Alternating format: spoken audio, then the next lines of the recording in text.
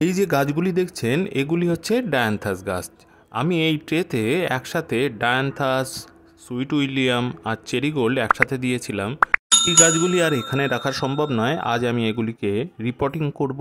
এবছর সকল সবজি গাছ, ফুল গাছ আমি আমার ছাদ বাগানে দানা থেকে চারা তৈরি করেছি। দেখেছেন কত সুন্দর গাছ হয়েছে।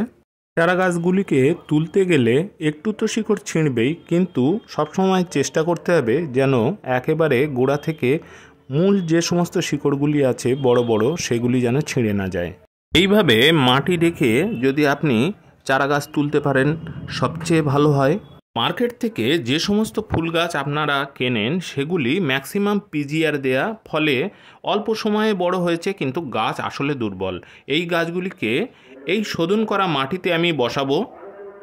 এই শোধন করা মাটিতে আমি গাছের রুট ডেভেলপমেন্ট এবং গাছের হেলথ ভালো রাখার জন্য জৈব ছত্রাকনাশক আমি দেব, সেটি হচ্ছে ট্রাইকোডার্মা ভিরিডি। এই গাছগুলি এইভাবে অর্ধেকটা মাটি ভর্তি করার পর আমি মাঝখানে বসিয়ে তারপর ট্রাইকোডার্মা ভিরিডি দিয়ে তার উপর থেকে মাটি দিয়ে ভালোভাবে আমি জল দিয়ে দেব। ট্রাইকোডার্মা ভিরিডি গাছের রোগ প্রতিরোধী ক্ষমতা বাড়ায়, রুট ডেভেলপমেন্টে সাহায্য করে এবং এটি একটি জৈব ছত্রাকনাশক।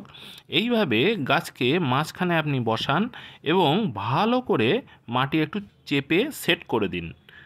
আপনি যখন টবে গাছ বসাচ্ছেন তখন আপনার মাটির দিকে সবচেয়ে বেশি করে খেয়াল রাখতে হবে।